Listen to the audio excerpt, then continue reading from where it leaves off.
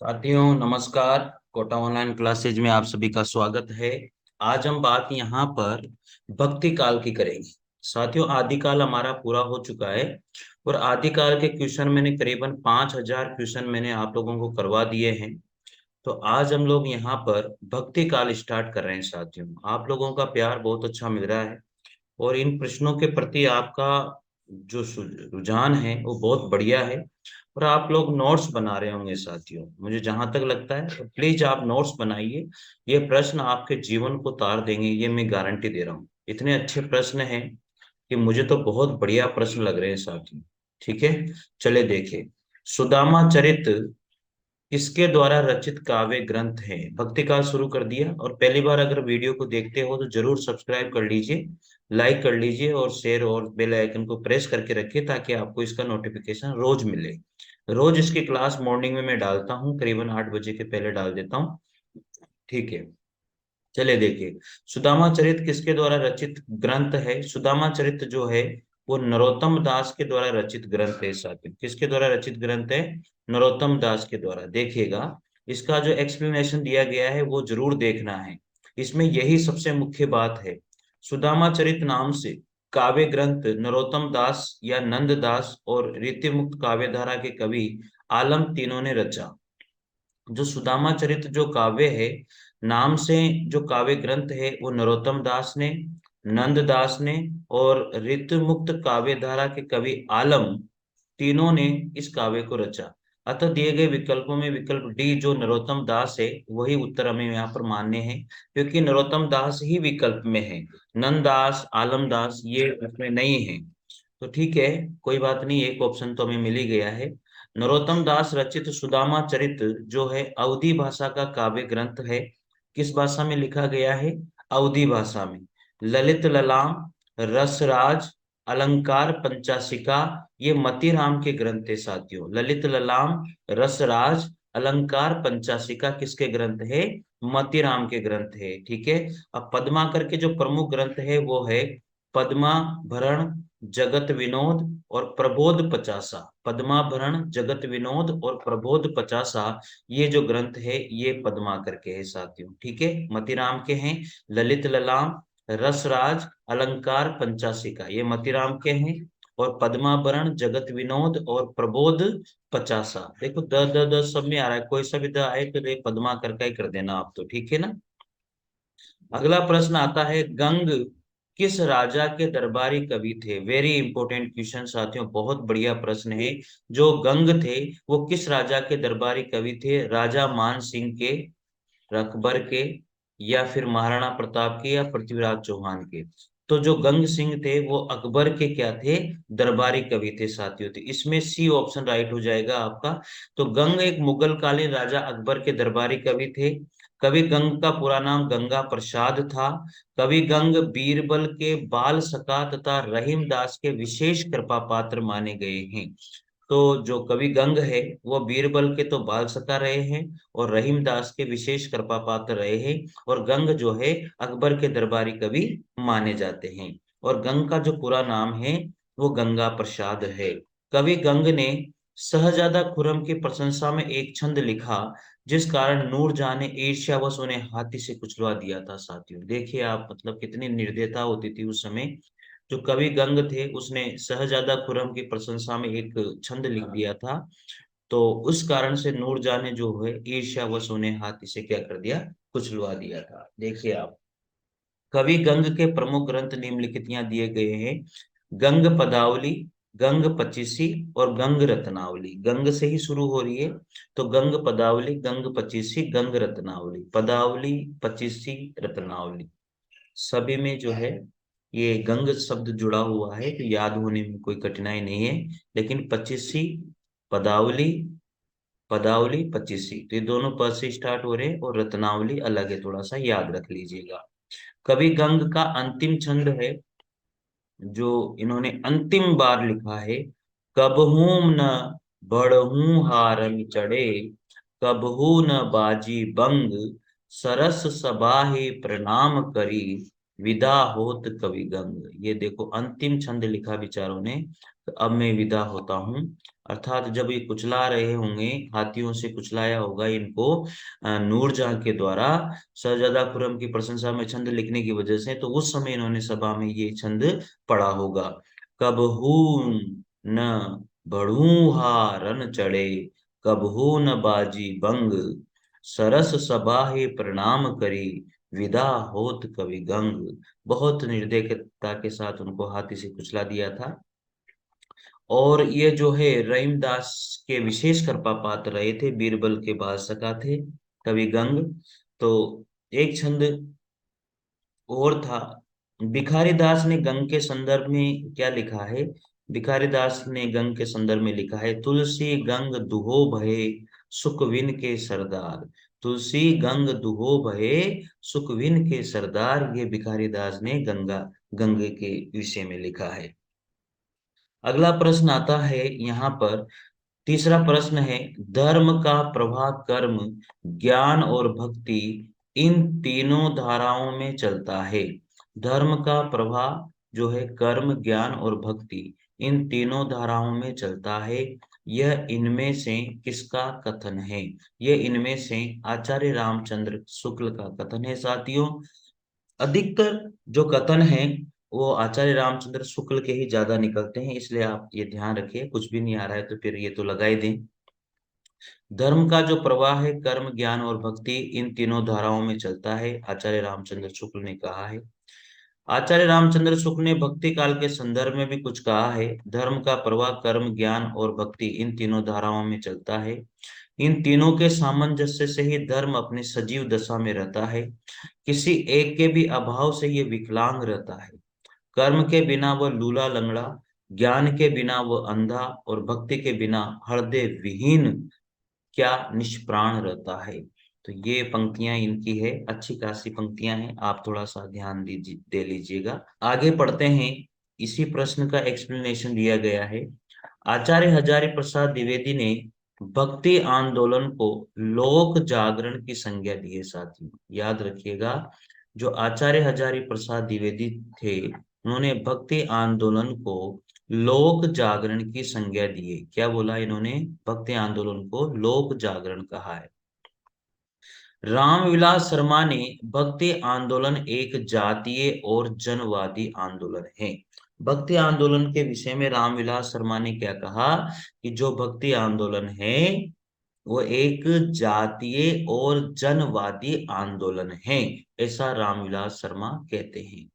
Doctor Ramkumar Verma ने भक्ति काल की निर्गुण ज्ञानाश्री काव्य धारा को संत काव्य और प्रेमाश्री काव्य धारा को सूफी काव्य कहकर पुकारा है साथियों। ये बात भी आप नोट कर लीजिएगा कि डॉक्टर रामकुमार जो वर्मा थे, उन्होंने भक्ति काल की जो निर्गुण ज्ञानाश्री काव्य धारा है उसको संत काव्य कहा, निर्गुण ज्ञानाश्री काव्य धारा को संत काव्य कहा और प्रेमाश्री काव्य धारा को सूफी काव्य कहा साथियों।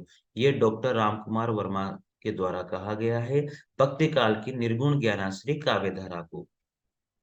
अगली बात आती है, डॉक्टर नगेंद्र ने भक्ति काल की समय सीमा जो है 1350 से 1650 ईस्वी तक मानी है। याद रखिएगा, डॉक्टर नगेंद्र ने भक्ति काल की जो समय सीमा है वो 1350 से 1650 ईस्वी मानी है। डॉक्टर गिरीशन ने भक्ति काल को हिंदी साहित्य का स्वर्ण युग कहा। यह पंक्ति बहुत इंपॉर्टेंट पंक्ति है साथियों, इसको आप नोट जरूर कर लीजिएगा। जो जॉर्ज गिरीशन है, उन्होंने भक्ति काल को क्या कहा? हिंदी साहित्य का स्वर्ण युग कहा है। हो जाएगा याद। अगला प्रश्न है, रामचंद्र शुक्ल के अनुसार रहीम के बारे में कौन सी बातें सही हैं? जो रामचंद्र शुक्ल के अनुसार रहीम दास जी के बारे में जो बातें कही गई है वो देखिएगा। यहाँ पर डी ऑप्शन राइट है, ये वाला डी ऑप्शन राइट है। तो इसमें ए सी और डी, ए सी और डी, ये तीन ऑप्शन राइट हैं। आचार्य रामचंद्र शुक्ल जो है रहीमदास जी के बारे में कहते हैं, संस्कृत, अरबी और पारसी के जो रहीमदास जी थे वो पूर्ण विद्वान थे, बिल्कुल राइट है। और हिंदी काव्य के उतने मर्मज्ञ कवि नहीं थे जितने वो पारसी के थे, गलत है। उनकी दानशीलता हृदय की सच्ची प्रेरणा के रूप में थी, बिल्कुल राइट। उनकी सभा विद्वानों और कवियों से सदा भरी रहती थी, बिल्कुल राइट है। तो पहला ऑप्शन संस्कृत अरबी पारसी के पूर्ण विद्वान थे। सी ऑप्शन है उनकी दानशीलता हृदय की सच्ची प्रेरणा के रूप में थी। और डी ऑप्शन है उनकी सभा विद्वानों और कवियों से सदा भरी रहती थी। तो ये तीनों इसमें आते हैं, इंपॉर्टेंट है, आचार्य रामचंद्र शुक्ल मानते हैं। आचार्य रामचंद्र शुक्ल ने वही बात है, याद कर लीजिए तीनों बातों को। रहीम जो है वो संस्कृत अरबी और पारसी के पूर्ण विद्वान थे। उनकी दानशीलता हृदय की सच्ची प्रेरणा के रूप में थी। उनकी सभा विद्वानों और कवियों से भरी रहती थी। रहीमदास जी की रचना है बरवे नायिका भेद, जो अवधी भाषा में लिखी है। रहीमदास जी ने जो रचना लिखी है बरवे नायिका भेद, वो अवधी भाषा में लिखी। रास पंचाध्याय, श्रृंगार सोरठा, मदनाष्टक, 8 छंदों की एक स्वतंत्र रचना है मदनाष्टक। और खेट कौतुकम ये ज्योतिष ग्रंथ है। खेट कौतुकम इनका एक ज्योतिष ग्रंथ है। मदनाष्टक जो है 8 छंद, अष्टक मतलब 8 छंदों की एक स्वतंत्र रचना मानी गई है। अगला प्रश्न है 5 नंबर का। रहीम की कविता नगर शोभा की मुख्य विशेषताएं क्या है? रहीमदास जी की जो कविता है नगर शोभा, उसकी मुख्य विशेषता क्या रही है साथियों? तो उसकी मुख्य विशेषता रही है, इसका पहला ऑप्शन राइट हो जाएगा। इसमें पहला, दूसरा और चौथा, ये 3 ऑप्शन इसके राइट हैं। रहीमदास जी की जो नगर शोभा कविता है उसमें मुख्य विशेषता है, इसमें नगर का संकुचित वर्णन किया गया है। सबसे पहले बात तो नगर का संकुचित वर्णन है। इसमें वर्ण व्यवस्था के अनुसार उनके जाति की स्त्रियों का वर्णन किया गया है। इसमें वर्ण व्यवस्था के अनुसार उनके जाति की स्त्रियों का वर्णन किया गया है। और लास्ट ये स्त्रियां अपना उत्पाद बेचने काम करती थी। ये स्त्रियां अपना उत्पाद बेचने का काम करती थी। तो ये 3 ऑप्शन इसके राइट हो जाएंगे। यहाँ पर भी दिया गया है एक साथ इनके तीनों ऑप्शन, तो यहाँ भी पढ़ सकते हैं आप। इस कविता में नगर का संकुचित वर्णन किया गया है। इसमें वर्ण व्यवस्था के अनुसार उनकी जाति की स्त्रियों का वर्णन किया गया है। ये स्त्रियां अपना उत्पाद बेचने का काम करती थी। तो ये तीनों ऑप्शन इसके राइट हो जाएंगे साथियों। अगला प्रश्न है 6 नंबर का। जन्म काल के अनुसार निम्नलिखित भक्त कवियों का सही अनुक्रम क्या होगा? तो सही अनुक्रम है सूरदास सबसे पहले नंबर पे आएंगे साथियों। तो सूरदास हो गए, इसके बाद में मीराबाई आएगी, सूरदास के बाद में मीराबाई आएगी, फिर तुलसीदास और फिर दादू आएंगे। तो साथियों पहले नंबर पर ये है, दूसरे नंबर पर मीरा है, तीसरे नंबर पर तुलसीदास है और फिर दादू है। तो साथियों आयोग ने इसका उत्तर जो माना था वो बी माना है। ठीक है, तो आप याद रखिए, पर मैंने बता दिया सूरदास पहले नंबर पर, मीरा दूसरे नंबर पर, तुलसीदास तीसरे नंबर पर, दादू दयाल फोर्थ नंबर पर आएंगे। थोड़ा सा कि ये थोड़ा गलत दिया गया है, तुलसीदास मीरा के बाद में आएंगे, लेकिन बी ऑप्शन राइट माना गया है साथियों। ठीक है, आगे बढ़ते हैं। 7वां प्रश्न है कृपाराम द्वारा रचित नायिका भेद की सबसे पुरानी पुस्तक कौन सी है? कृपाराम के द्वारा जो सब पुस्तक रची गई थी नायिका भेद के लिए, वो हित तरंगिणी है साथियों। कृपाराम के द्वारा रचित नायिका भेद की सबसे पुरानी पुस्तक है हित तरंगिणी। कौन सी है? नायिका भेद के लिए हित तरंगिणी। कृपाराम ने जो हित तरंगिणी वो 1541 ईस्वी में रीति निरूपण की सबसे पुरानी पुस्तक मानी जाती है। रीति निरूपण की सबसे पुरानी पुस्तक कृपाराम की मानी जाती है हित तरंगिणी। इसमें नायिका भेद के भेदोपभेद का उल्लेख मिलता है, 5 तरंगों में विभक्त है। ये काव्य भाषा में रचित सस्य काव्य परंपरा का प्रथम ग्रंथ है। उज्ज्वल नीलमणि ये रूप गोस्वामी की है। श्रुति भूषण कर्णाभरण कर्णेश कवि की रचना है, कि अलंकार संबंधी ग्रंथ माने जाते हैं। 8वें नंबर का प्रश्न है रुद्र संप्रदाय की स्थापना किसने करी थी साथियों? विष्णु स्वामी ने। रुद्र संप्रदाय की स्थापना किसने करी? विष्णु स्वामी के द्वारा रुद्र संप्रदाय की स्थापना की गई है। रुद्र संप्रदाय की स्थापना विष्णु स्वामी के द्वारा की गई। इनका जो दर्शन है वो शुद्धाद्वैतवाद है। ठीक है, तो रुद्र संप्रदाय की स्थापना विष्णु स्वामी ने, और इनका जो दर्शन है वो शुद्धाद्वैतवाद है। जबकि सनकादि संप्रदाय की स्थापना निम्बकाचार्य के द्वारा की गई है। शनि, इसमें ऑप्शन ये बन जाएगा ट्रिक स और नी। तो शनि यानी कि सनकादि संप्रदाय की स्थापना निम्बकाचार्य के द्वारा की गई है। इनके गुरु का नाम नारद मुनि था, तथा इनका दर्शन देतादेतवाद था। ठीक है, इनके गुरु का नाम नारद मुनि और इनका जो दर्शन है वो देतादेतवाद रहा है।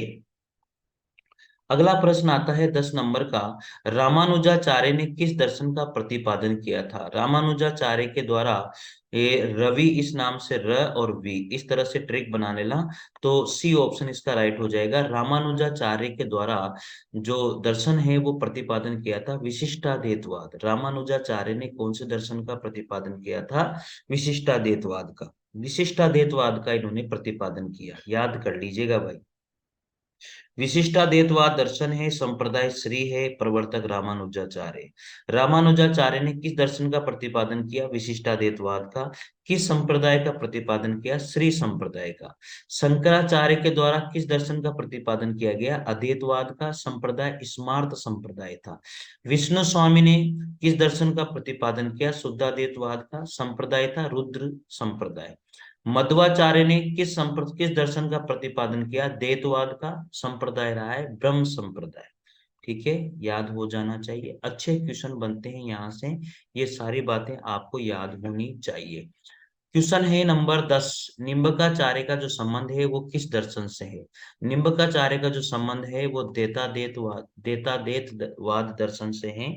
तो निम्बकाचार्य का जो संबंध है वो देतादेतवाद दर्शन से है। निम्बकाचार्य ने निम्बार्क करने के सनकादि संप्रदाय की स्थापना करी थी। विशिष्टाद्वैत दर्शन रामानुजाचार्य के श्री संप्रदाय से संबंधित है। द्वैतवाद जो है मध्वाचार्य का ब्रह्म संप्रदाय से, और शुद्धाद्वैतवाद जो है वल्लभाचार्य का है रुद्र संप्रदाय से। तो ये ऑप्शन और ये एक्सप्लेनेशन वेरी इंपॉर्टेंट क्वेश्चन है 10वें नंबर का। क्वेश्चन तो देखिए इसके सारे इंपॉर्टेंट है, आप अपने रजिस्टर में नोट करके और नोट्स बना करके फिर इनको बार बार पढ़िए, तो आपको याद हो जाएंगे। लेकिन पहले डिटेल पढ़िए फिर इनको पढ़िए, मजा आ जाएगा। तो निम्बकाचार्य का जो संबंध है वो किस दर्शन से है? द्वैतवाद देताद्वैतवाद से है। और निम्बकाचार्य ने जो है निम्बार्क यानी कि सनकादि संप्रदाय की स्थापना करी थी। विशिष्टाद्वैतवाद दर्शन के जो है रामानुजाचार्य हैं, श्री संप्रदाय से संबंधित हैं। द्वैतवाद के मध्वाचार्य हैं, ब्रह्म संप्रदाय से संबंधित हैं। और शुद्धाद्वैतवाद दर्शन के जो है वल्लभाचार्य हैं, रुद्र संप्रदाय से संबंधित हैं। तो साथियों ये 10 प्रश्न हुए आज, और इन 10 प्रश्नों को आप नोट कीजिए। धीरे धीरे अब जो है भक्ति काल शुरू हो गया है आज से, तो धीरे धीरे इसमें प्रश्न हम लोग बढ़ा देंगे। पहले आप भी थोड़ा सा इसको समझने की कोशिश कीजिए, भक्ति काल को पढ़ने की कोशिश कीजिए, और साथियों वीडियो को लाइक और शेयर और सब्सक्राइब जरूर कीजिए। साथियों मिलते हैं अगले वीडियो के साथ, तब तक के लिए जय हिंद जय भारत, थैंक यू।